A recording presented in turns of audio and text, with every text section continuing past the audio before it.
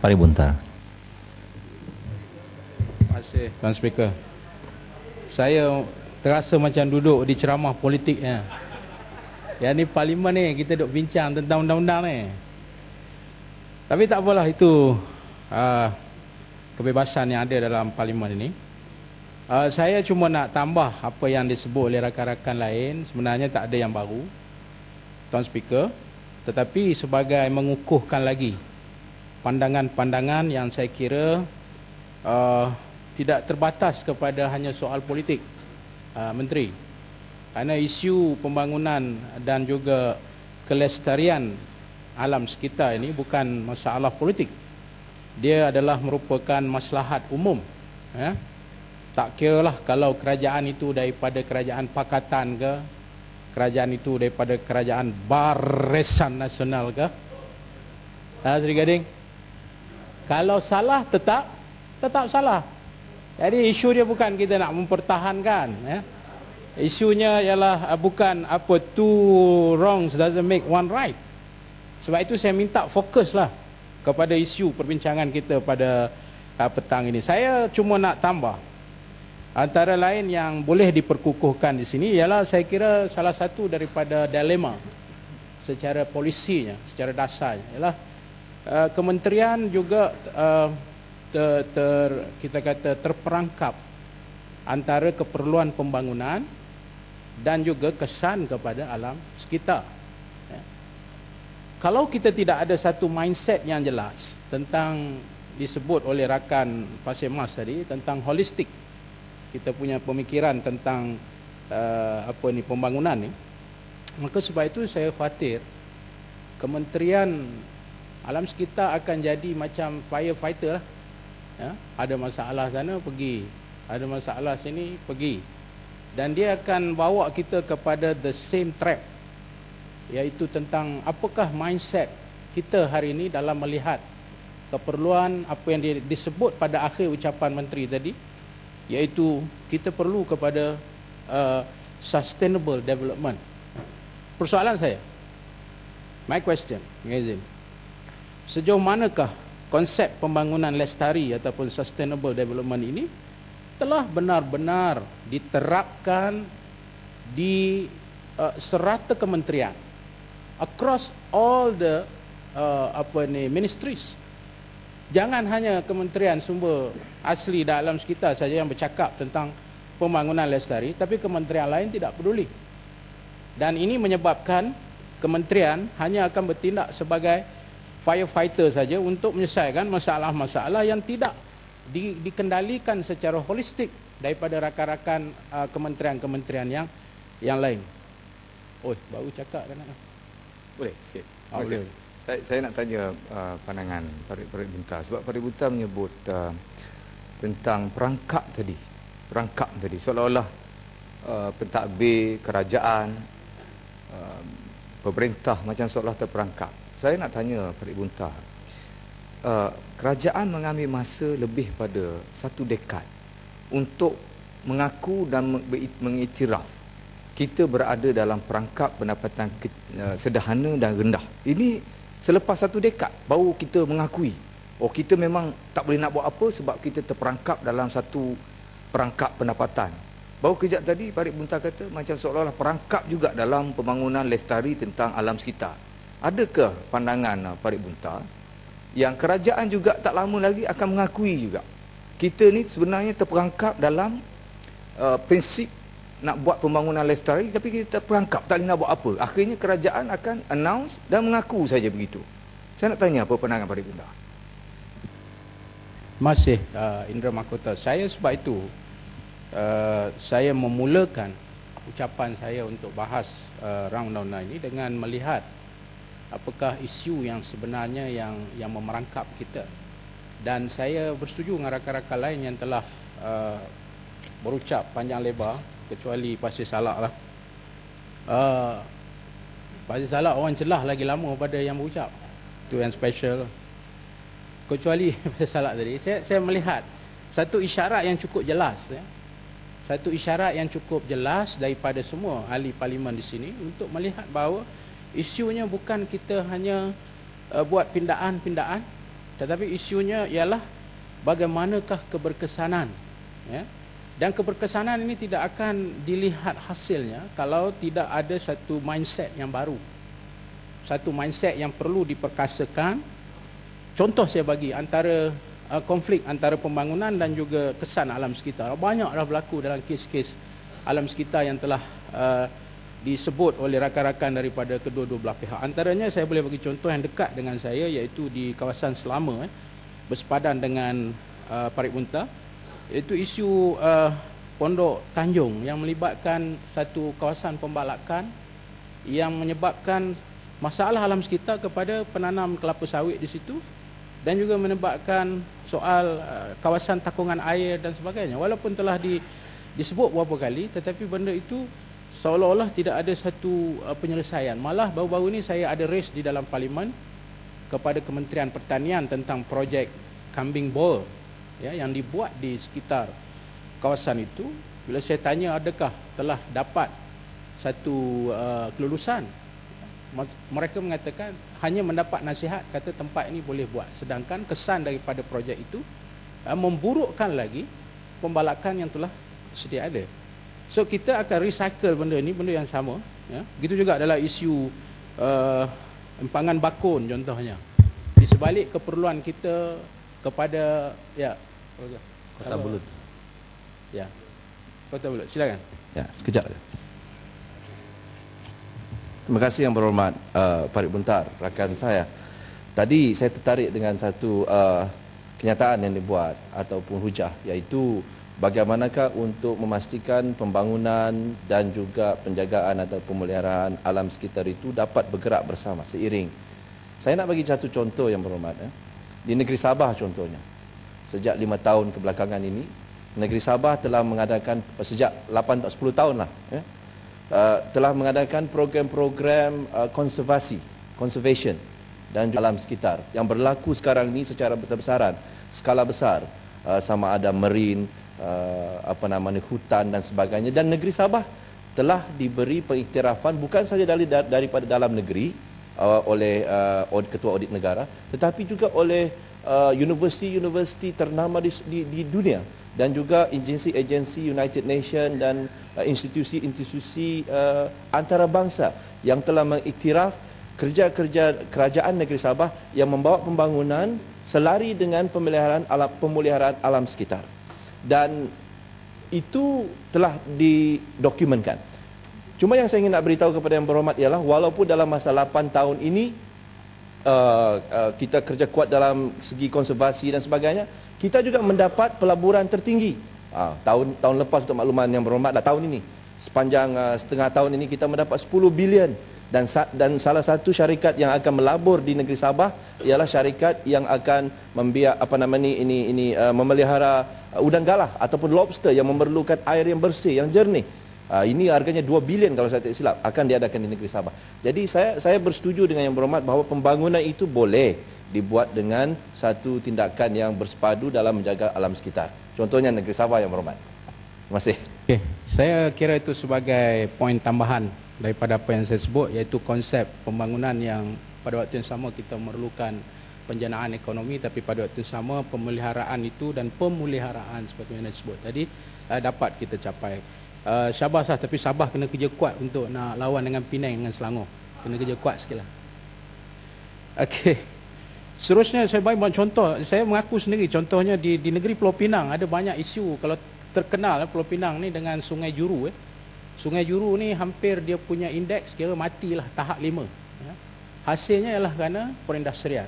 Pada waktu yang sama kita mahu perindustrian, kita mahu nak mengejar apa kita kata kepentingan ekonomi, tapi kesan kepada alam sekitar itu yang menyebabkan pencemaran sungai yang begitu ketara sekali. Dan saya juga berasa merakamkan salan saya, bukan saja di Pulau Pinang tapi juga di Johor Bahru dan tempat-tempat lain, di Selangor, di Sungai Kelang, adalah antara sungai yang boleh dianggap mati, ya, dalam tahap yang kelima. Dan saya dipahamkan bahawa tahap yang keempat dan kelima semakin meningkat, sedangkan tahap pertama dan kedua semakin berkurangan. Ini indikator kepada soal pembangunan yang dikejar, tetapi yang memberi kesannya ialah pada alam sekitar.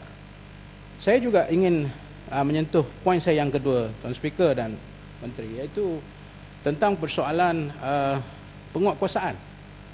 Kita berbincang panjang tentang bagaimana Jabatan Alam Sekitar telah melalui berbagai fasa, baik dari segi peruntukannya dan sebagainya.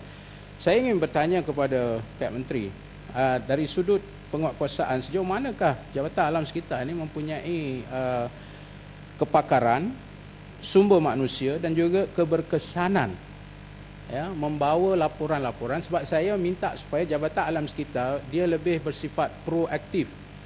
Pasal salah saya tak habis pucat lagi, tunggulah. Saya ulang balik tadi, iaitu persoalan penguatkuasaan, sejauh manakah Jabatan Alam Sekitar yang besar peranannya di dalam akta ini memainkan peranan, bukan sekadar ada laporan ambil tindakan, tetapi dia lebih bersifat proaktif. Ya, dia lebih bersifat proaktif dan kemudian membuat kajian-kajian dan kemudian memberi laporan kepada kementerian. Dan saya juga ingin tanya, sejauh manakah Kementerian Sumber Asli ini terikat dengan apa yang dicadangkan oleh Jabatan Alam Sekitar. Kerana dalam banyak hal mungkin ada kes-kes yang Jabatan Alam Sekitar ada satu pandangan tertentu, tetapi kementerian mempunyai pandangan yang lain, sehingga menyebabkan profesionalisme Jabatan Alam Sekitar untuk memberi pandangan dan nasihat serta membawa apa-apa dokumen kepada kementerian, khususnya ketua pengarah ini, terbantut kerana kementerian mempunyai satu kepentingan lain atau satu prioriti yang lain. So, sejauh manakah hubungan dari segi keterikatan untuk menerima pandangan-pandangan dan pendapat-pendapat ini? Sudah tentulah kita tahu adanya environmental impact assessment yang perlu ada pihayawan tertentu yang telah ditetapkan, dan saya kira antara yang agak ketat juga di dalam negara kita ini. Tapi persoalannya sejauh manakah, ya, EIA yang diperkenankan itu dibawa kepada kementerian, lalu kementerian dengan komitmen dia terikat untuk tidak meluluskan sesuatu projek itu, ataukah kementerian dengan kepentingan-kepentingan yang lain menyatakan okey, kita terima ini, tapi pada waktu sama kita perlu juga untuk melaksanakan projek ini. Saya bagi contoh antara lainnya dalam masalah nak lari daripada undang-undang ni, ya. Contohnya pembalakan. Kalau ada satu saiz tertentu yang telah ditetapkan, tak perlu kepada satu assessment, ya. Kalau saiz tertentu perlu kepada satu assessment. Tapi yang berlaku ialah pemaju-pemaju dan pembalak-pembalak ini, mereka dapat plot yang besar lalu dia bagi-bagikan. Dia tak buat sekali sebab nak elak daripada soalan undang-undang yang ketat. Tapi saya ingin memberi satu peringatan lah kepada orang yang suka tebang balak ikut dan hanya mengirakan kepentingan dan ke dia punya tamak haloba ni. Kita kena ingat, kita boleh menipu undang-undang dengan apa cara pun, tapi kita tak boleh menipu kesan alam sekitar itu, kerana dia akan memberi efek kepada masyarakat setempat khususnya, dan juga secara umumnya mencabar dasar lestari yang kita perkenalkan ini. Sebab itu saya mengingatkan, antara masalahnya ialah ketamakan mereka yang mahu mengejar keuntungan tetapi tidak mengira kesannya kepada orang lain. Yang itu saya kata semua kita setuju, tidak ada siapa yang nak pertikaikan.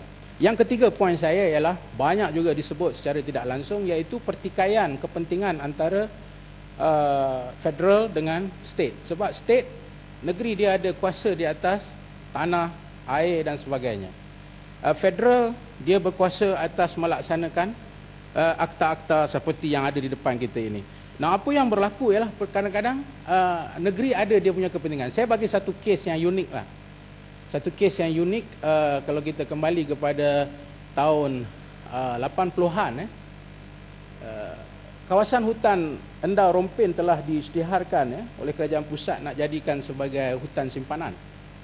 Tetapi kerajaan Johor telah melanggar pewartaan itu dengan menebang hampir 3,000 hektar. Untuk apabila ditanya mengapakah warta ini kamu boleh ceroboh, alasan mereka ialah mereka memerlukan duit, tak cukup duit. So perkara-perkara ini yang saya katakan apa yang negeri punya keperluan dengan apa yang federal punya keperluan ini, seperti yang diulang-ulang beberapa kali oleh rakan-rakan kita, mestilah ada satu persefahaman yang lahir daripada pahaman kepada konsep pembangunan lestari. Bukan hanya kepada memikirkan keperluan negeri, tapi juga memikirkan keperluan pembangunan lestari yang dibawa oleh kerajaan pusat. Saya bagi lagi contoh-contoh yang bercanggah itu. Antara lainnya ialah contohnya di negeri di negeri Kedah contohnya. Ada juga isu sebelum kerajaan Pakatan ambil alih. Ada juga isu tentang pampasan yang diberi oleh kerajaan pusat kepada kerajaan negeri Kedah kerana tidak menebang pokok ataupun satu kawasan yang kerana kawasan itu kalau ditebang akan melibatkan masalah bekalan air ke Pulau Pinang. Ya. Di Kuala Muda tak silap saya, di Ulu Muda. Lalu Ulu Muda. Lalu diberi pampasan dengan janji kalau kamu tidak tebang, kami bagi pampasan, sebab itu merupakan satu generate income kepada kerajaan negeri. Tapi apabila kerajaan Pakatan menang, perjanjian itu tidak ditunaikan. Yang ni pula kurang di peringkat federal pula. Yang tadi kurang di peringkat negeri. Yang ni kurang pula di peringkat federal. Apakah tidak memberi itu kerana yang memerintah itulah kerajaan Pakatan? Ini sudah politik. Sedangkan isu yang saya sebut pada awal tadi ialah isu pembangunan lestari. Yang mana kalau siapa saja yang memerintah pun, kalau dah ada pampasan di atas persefahaman nak jaga alam sekitar ni, kena penuhilah. Jadi saya minta dalam jawapan menteri tadi untuk kita bincang perkara ini, sejauh mana isu kerajaan negara telah diberi pampasan di atas sebab tidak menebang balak di satu kawasan yang dikatakan takungan air yang akan menjejaskan bekalan air ke Pulau Pinang juga. Jadi itu bagi saya adalah kes-kes yang perlu diambil kira. Sama ada kekurangan itu datang daripada federal ataupun kekurangan itu datang daripada state, di mana kedua-duanya perlu mencapai satu persefahaman yang cukup ikhlas dan genuine untuk bukan kerana politik, bukan kerana ini adalah soal politik, tetapi lebih kepada persoalan adakah ini mampu melaksanakan objektif pembangunan lestari. Kalau itulah yang dapat capai, maka perlu diberi mereka apa yang mereka perlu dapat, dan kerajaan negeri perlu memahami keperluan dasar lestari ini. Sama juga dengan isu macam pernah berlaku di Bukit Merah di Perak. Ketika kerajaan negeri menerima satu projek Bukit Merah yang telah menimbulkan satu malapetaka kepada kerajaan negeri Perak kemudiannya, dengan kesan-kesan radioaktifnya dan sebagainya. Di sana timbul persoalan. Kerajaan negeri boleh lulus, tetapi dia memberi kesan yang besar kepada alam sekitar yang kerajaan akan tanggung persoalan-persoalan itu. Jadi sejauh mana kerajaan pusat boleh say its words ataupun boleh kawal kerajaan negeri supaya walaupun kamu ada kepentingan, tetapi pembangunan lestari ini perlu kamu jadikan sebagai satu ikatan dalam kamu nak melaksanakan projek-projek di peringkat negeri contohnya. Yang keempat, Tuan Speaker, yang merupakan poin saya yang terakhir, iaitu tentang partisipasi umum, iaitu collective participation from the public dengan izin. Saya ada satu cadangan di sini yang mungkin tak ada kena-mengena dengan Kementerian Jabatan Alam Sekitar, Jabatan Sumber Asli Dalam Sekitar, tapi boleh diajukan. Apa dia? Iaitu saya mencadangkan Majlis Fatwa Kebangsaan, satu body yang berpengaruh, yang bertanggungjawab untuk mengeluarkan fatwa-fatwa agama Islam kepada umat Islam, yang apabila dia telah digazetkan akan menjadi satu undang-undang yang kalau umat Islam itu bercanggah dengan pandangan fatwa ini, boleh dikenakan tindakan. Saya mencadangkan begini, di dalam Islam ni ada 5 perkara yang dikatakan the 5 necessities, 5 perkara daruriyat ataupun perkara yang mesti dibela, dipertahankan di atas maslahat ataupun kepentingan umum. 1, agama kena jaga, nyawa kena jaga, akal kena jaga, harta kena jaga, maruah dan keturunan kena jaga. Saya cadangkan boleh dibawa untuk pengetahuan Jabatan Perdana Menteri, ditambah satu lagi daripada 5 yang wajib dipertahankan, iaitu memelihara alam sekitar. There will be 6 necessities then. Dengan berkembangnya masa sehingga alam sekitar menjadi satu keperluan dan maslahat umum, maka agamawan daripada majlis fatwa yang ada authority berani untuk membuat satu fatwa yang mementingkan kemaslahatan negara ini, kepada khususnya kepada umat Islam, bahawa menjaga alam sekitar adalah satu keperluan yang ditambah daripada 5 necessities, yang mana orang Islam tak kira apa saja parti dia mesti mempertahankan 5 perkara ini. Jadi saya mencadangkan sebagai satu bentuk baru dalam kita mengolah peranan agama di dalam good governance, peranan agama dalam memelihara kelestarian ini, yang saya rasa mempunyai satu weight yang tinggi, ya. Apatah lagi bersandarkan kepada, ya, Al-Quran menyebut, ya, zaharal fasadu fil barri wal bahri bima kasabat aydin nas liyudhiqahum ba'dalladzi amilu la'allahum yarji'un, surah Ar-Rum, yang menyatakan bahawa berlaku kerosakan di daratan dan juga di lautan di atas sebab tangan-tangan manusia. Because of your hand, kamu yang membuatkan benda ini, akhirnya kamu juga yang akan ditimpa musibah.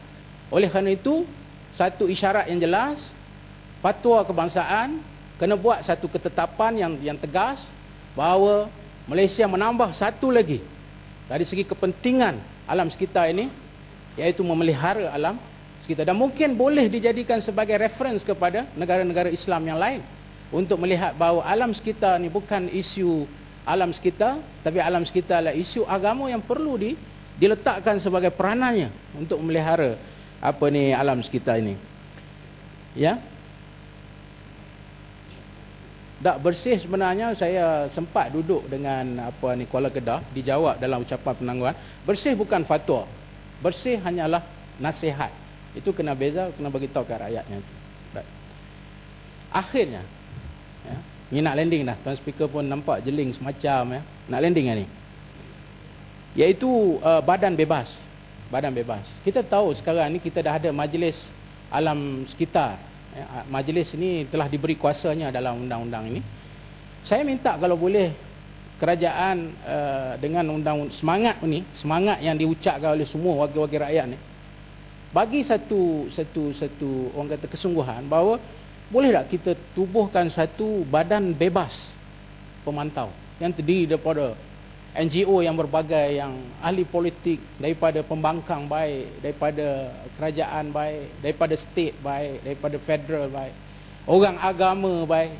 Macam saya kata tadi, perlu kepada satu nilai agama di situ. Ada satu badan pemantau bebas. Badan pemantau bebas ini bertanggungjawab menegur kerajaan dalam hal-hal yang menceroboh isu-isu alam sekitar. Jadi dengan roh dan semangat yang dinyatakan oleh semua warga-warga rakyat di sini, yang tidak ada bersalahan antara satu sama lain, kecuali 2-3 ucapan yang very political in nature, saya harap kementerian dapat mengambil kira pandangan-pandangan yang diberikan daripada kedua belah pihak. Sekian, terima kasih Tuan Yang Ketua.